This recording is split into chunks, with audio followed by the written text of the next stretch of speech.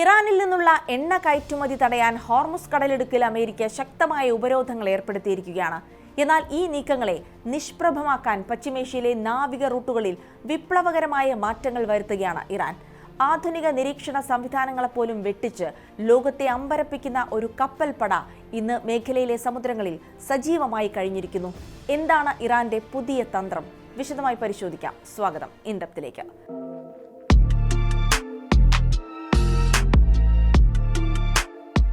ഈ ദൗത്യത്തിന് പിന്നിൽ 2000-ഓളം കപ്പലുകൾ ഉൾപ്പെടുന്ന വമ്പൻ ശൃംഖലയുണ്ടെന്നാണ് റിപ്പോർട്ടുകൾ സൂചിപ്പിക്കുന്നത്. ഇതിൽ കേവലം ഇറാനിയൻ കപ്പലുകൾ മാത്രമല്ല ഉള്ളത്. ലൈബീരിയ, പനാമ, മാർഷൽ ഐലൻഡ്സ് തുടങ്ങിയ രാജ്യങ്ങളുടെ പതാകകൾക്ക് കീഴിൽ സർവീസ് നടത്തുന്ന കപ്പലുകളാണ് ഈ ശൃംഖലയിലെ പ്രധാനികൾ.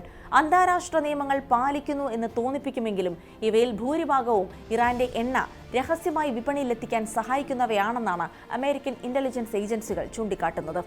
ഹോർമുസ് കടലിടുക്കിലൂടെയുള്ള പതിവ് പാതകൾ ഒഴിവാക്കി ഒമാൻ കടലിലൂടെയും ഇന്ത്യൻ മഹാസമുദ്രത്തിന്റെ ഉൾഭാഗങ്ങളിലുമൂടെയാണ് ഈ കപ്പലുകൾ സഞ്ചരിക്കുന്നത്.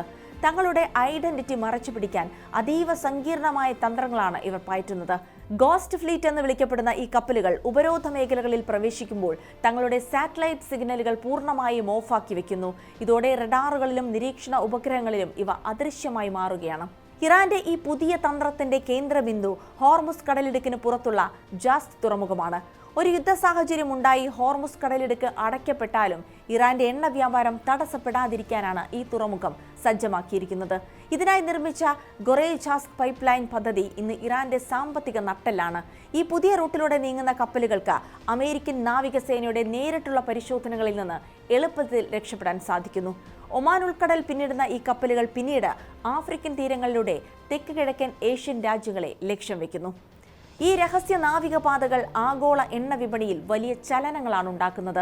US ട്രഷറി ഡിപ്പാർട്ട്മെന്റ് ഈ കപ്പലുകൾക്കും അവയ്ക്ക് ഇൻഷുറൻസ് നൽകുന്ന കമ്പനികൾക്കുമെതിരെ കർശനമായ ഉപരോധങ്ങൾ ഏർപ്പെടുത്തി കഴിഞ്ഞു.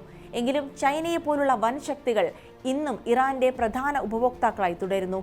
റഷ്യയും ഇറാനും ഈ പുതിയ നാവികപാതകളിൽ സഹകരിക്കുന്നു എന്നത് ഭൗമരാഷ്ട്രീയത്തിൽ പുതിയ സഖ്യങ്ങൾ രൂപപ്പെടുന്നതിന്റെ സൂചനയായാണ് വിലയിരുത്തപ്പെടുന്നത്.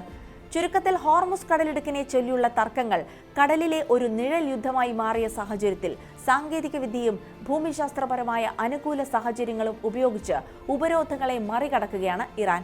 ഇറാന്റെ ഈ മാതൃക മാറുന്ന ലോകക്രമത്തിന്റെ പ്രതിഫലനം കൂടിയായാണ് വിലയിരുത്തപ്പെടുന്നത്. ഉപരോധങ്ങൾ കടുപ്പിക്കുമ്പോഴും അതിനേക്കാൾ വേഗത്തിൽ പുതിയ വഴികൾ കണ്ടെത്തുന്ന ഈ കപ്പൽ ശൃംഖലകൾ ലോകത്തിന്റെ വിവിധ ഭാഗങ്ങളിലേക്ക് ഇറാനിൽ നിന്നുള്ള എണ്ണ എത്തിക്കുന്നു.